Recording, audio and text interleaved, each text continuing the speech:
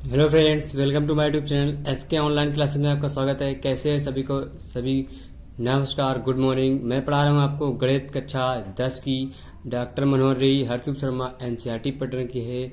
अध्याय पढ़ा रहा हूँ आपको 13 पृष्ठीय क्षेत्रफल और आयतन।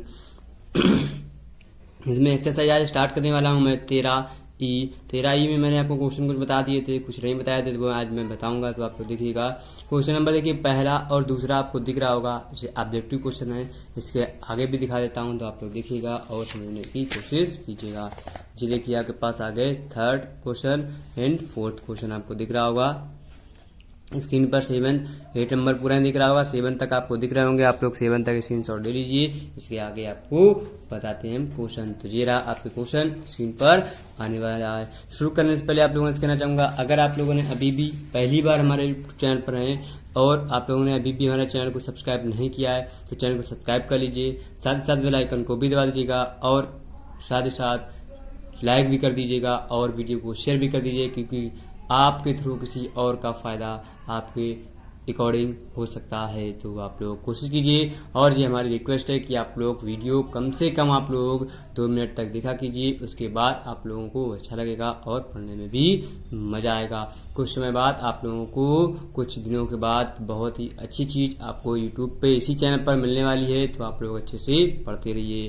क्वेश्चन लिखा हुआ है, एक 22 सेंटीमीटर आंतरिक किनारे वाले खोखले घन को 0.5 सेंटीमीटर व्यास वाले गोलाकार कंचों से भरा जाता है। मतलब एक आंतरिक किनारा है जो खोखले घन को 0.5 सेंटीमीटर व्यास वाले गोलाकार कंचों से भरा जाता है तथा यह कल्पना की जाती है कि घन का 1/8 स्थान भरा नहीं जा सकता है। तब घन में समावेशित होने वाले कंचों की संख्या बताइए।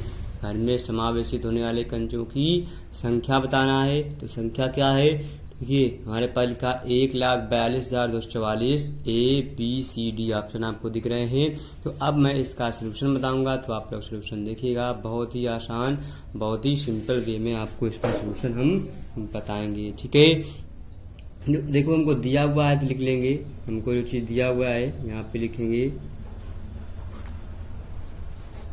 दिया है हमको घन की भुजा दे दी है, हमको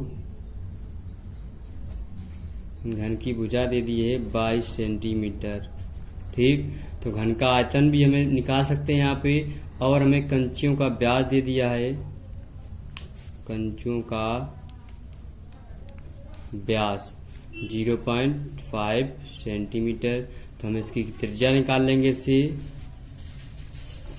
त्रिज्या r बराबर 0.5/2 सेंटीमीटर। ठीक, यह आ जाएगा हमारे पास 0.25 सेंटीमीटर आ जाएगा। अब देखिए हम यहाँ से निकाल सकते हैं घन का आयतन। घन का इतनी चीज हमको दी हुई है, लिख लेंगे घन का आयतन हमारे पास आ जाएगा भुजा का क्यूब हो जाएगा। तो घन कितना, 22 का होल क्यूब हो जाएगा हमारे पास। अब 22 का होल क्यूब खोलने के लिए आपको क्या करना पड़ेगा, आपको होल क्यूब याद होने चाहिए, जो होता है 10,648 सेंटीमीटर क्यूब आ जाएगा हमारे पास, घन क्यूब आ जाएगा। अब इसके आगे देखते हैं। ठीक है, तो ये हो गया हमारे पास घन का आयतन। अब एक कंचे का आयतन निकाल लेंगे। देखो कंचा हमारा गोल होता है, तो इस बेस हमारे पास गोले का आयतन क्या होता है, 4/3 पाई r क्यूब। अब 4/3 पाई का मान होता है हमारे पास 22/7, और गुणे r का मान हम ऊपर निकाल चुके हैं, तो 0.25 का होल स्क्वायर। ठीक है, अब इसके आगे इसको सॉल्व कर लेंगे। थोड़ा सा बहुत आसान है, बहुत सिंपल वे में हम इसको सॉल्व कर सकते हैं। तो यह रहेगा हमारे पास, अब देखो 22 को जाएंगे 88/7 का 21 गुणा, फिर आएंगे 625 का स्क्वायर होता है 625 0.0 हो जाएगा। अब इसका गुणा कर लेंगे। गुणा करने के बाद पेज थोड़ा भर गया है, मैं थोड़ा पेज चेंज कर लेता हूँ। ये देखिए यहाँ से अब इसके आगे देखेंगे। इसके आगे क्या करेंगे, अब इसका जब गुणा कर लेंगे, गुणा करने के बाद आ जाएगा हमारे पास 1375 आ जाएंगे, और दशमलव लग जाएंगे हमारे पास 1375, और एक जीरो भी आएगा, 5 8 40, हाँ जीरो। अब 4 अंक पे दशमलव लगा लेंगे तो जी हो जाएगा 1.7375 बटे हमारे पास 21। अब 21 का भाग दे देंगे तो आ जाएगा 0.065 सेंटीमीटर क्यूब। जो हो गया हमारे पास एक कंचे का आयतन। अब घन के कंचों से जो हमारे पास यहाँ पे एक चीज और दे दिया देता है, यह कल्पना की जाती है कि घन का 1/8 स्थान भरा नहीं जा सकता है, तब घन में समावेशित होने वाले कंचों की संख्या कितनी होगी ये हमको बताना है। तो कंचों की संख्या बताना है तो यहाँ पे लिखेंगे हम क्या घन का जो कंचों से भरा भाग क्या होगा वो निकालना है। तब घन का कंचों से भरा जो भाग हुआ वो क्या हो गया हमारे पास हो जाएगा 10,648 का ही 1/8 भाग भी होना चाहिए। 10,648 गुणा 1/8 भाग हमको दिया हुआ है। जो हो जाएंगे हमारे पास 10,648 माइनस हो जाएंगे 1330 हमारे पास, फिर घटा देंगे तो जा जाएंगे 9,317 सेंटीमीटर क्यूब आ गया। अब देखिए इसके आगे क्या करेंगे, आगे कर रहे हैं कंचों की संख्या निकालने तो लिखेंगे हम जानते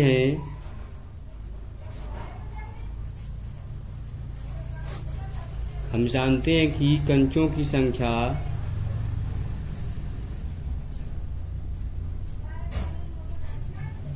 बराबर घन का कंचों से भरा भाग बटे एक कंचे का आयतन। एक अंश जी हो जाएगा 9,317 बटे हो जाएंगे हमारे पास 0.0655। अब दशमलव डालेंगे तो हमारे पास दशमलव डालेंगे 4 जीरो बढ़ जाएंगे हमारे पास, ऊपर से हो जाएंगे 9,317 पे 4 जीरो बटे 655। जो हो जाएगा हमारे पास इसका भाग करने पर जाएगा 14,42,244 जी हो जाएंगे कंचों की संख्या। वो भी लगभग में आएगा क्योंकि इसके बाद पॉइंट भी लग जाएंगे हमारे पास, लगभग में आएगा। तो हमारा विकल्प कौन सा सही हो जाएगा, तो यहाँ पे आ जाएगा आंसर हमारा फर्स्ट का हमारे पास हो जाएगा फर्स्ट कौन सा 1,42,244 हमारे पास आंसर। फिर जी हो गया आपके पास क्वेश्चन नंबर फर्स्ट। अब बताते हैं इसी का क्वेश्चन नंबर सेकेंड। देखिएगा बहुत आसान है क्वेश्चन सेकेंड भी, ये रहा आपकी स्क्रीन पर लिखा हुआ है। क्रमशः आंतरिक और बाहरी व्यास दिए हुए हैं। एक धातु के गोलाकार खोल को पिघलाकर आधार व्यास 8 सेंटीमीटर के एक शंकु के आकार के ढाला जाता है। इस शंकु की ऊंचाई ज्ञात करना है हमको। ठीक, अब इस शंकु की ऊंचाई ज्ञात करने के लिए क्या करेंगे, हमको बाहरी और आंतरिक व्यास दे दिए हैं तो लिख लेंगे आंतरिक व्यास, यहाँ पे लिख लेंगे गिवन है आंतरिक व्यास 4 सेंटीमीटर। तो जो रहेगा आंतरिक त्रिज्या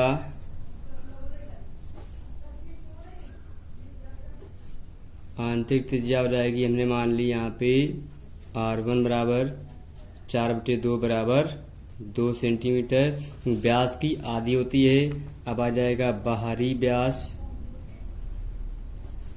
दिया हमारे पास 8 सेंटीमीटर। तो यहाँ पे आ जाएगा बाहरी त्रिज्या हो जाएगी हमारे पास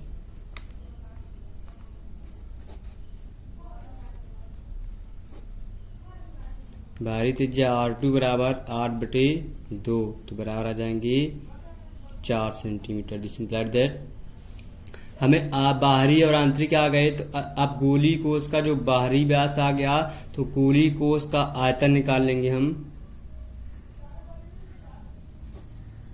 ठीक है, गोली कोष का, इसमें एक चीज और दे दिया है, इसमें शंकु के आधार का व्यास दे दिया है। यहाँ लिखेंगे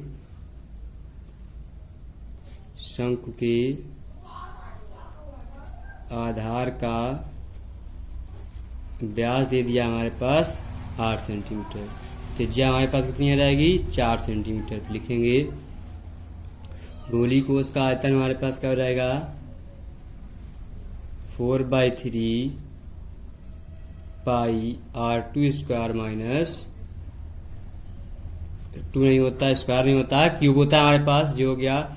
अब यहाँ से अगर हम वैल्यू रख दें तो यह जाएंगे 4/3 पाई r2 का मान 4 का क्यूब माइनस r1 का मान 2 का क्यूब, जो जाएंगे 4/3 पाई 4 चौको 16 चौको हो जाएंगे 64 माइनस के 8, तो जो जाएंगे 4/3 पाई 64 में से 8 कम कर देंगे जो जाएंगे 56।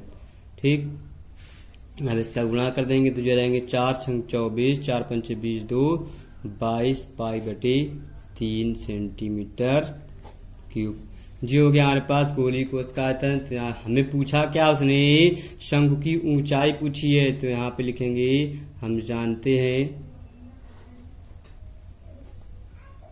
शंकु के आधार की त्रिज्या हमारे पास r बराबर आ जाएगी 8/2 बराबर 4 सेंटीमीटर। पेज भर गया, थोड़ा सा पेज चेंज कर लेते हैं। देखिए त्रिज्या जब ऊंचाई निकालेंगे तो शंकु और गोली को उसका आयतन बराबर कर लेंगे, तो लिखेंगे शंकु का आयतन बराबर गोली कोश का आयतन। अब गोली कोश का आयतन शंकु का आयतन होता है हमारे पास 1/3 पाई r स्क्वायर h, तो आ गया। अब यहाँ गोली कोश का आयतन हम निकाल चुके हैं 224/3 पाई, पाई से पाई कट गया, 3 से 3 कट गया, r का मान रख देंगे यहाँ पे 4 का स्क्वायर गुणा h बराबर 224, तो जो जाएंगे 4 चौको 16, तो h बराबर जाएंगे 224/16। अब 16 का भाग कर देंगे तो जी आ जाएंगे हमारे पास 16 एकम 16, 16 और 6 हो जाएंगे 22, 16 चौको 64, तो h बराबर आ जाएगा 14 सेंटीमीटर। यहाँ लिख लेंगे अतः बेलन की ऊंचाई हो जाएगी 14 सेंटीमीटर। जी हो गया हमारे पास क्वेश्चन आपका सॉल्यूशन। ये था आपका क्वेश्चन नंबर 2 समाप्त हो गया। अब बताते हैं आपको क्वेश्चन नंबर 3। देखिएगा 3rd नंबर क्वेश्चन भी बहुत ही आसान है।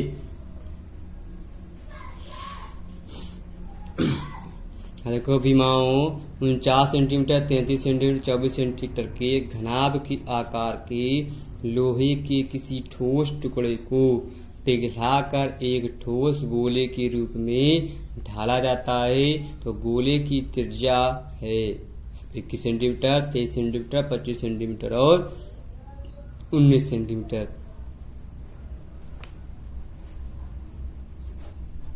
दिया है हमको टुकड़े की जो दे दी लंबाई लोहे के टुकड़े की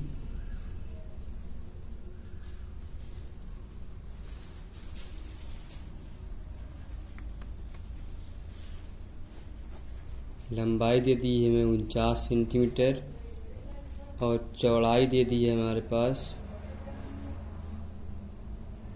23 सेंटीमीटर और ऊंचाई दे दी है 24 सेंटीमीटर। ठीक, इतनी चीज हमको दे दी है, तो अब हमको निकालना क्या है गोले की त्रिज्या।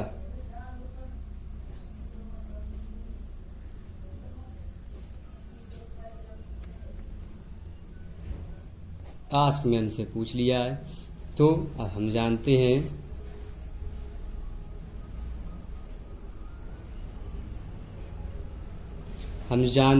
कि क्या जानते हैं कि जो घनाभ का आयतन है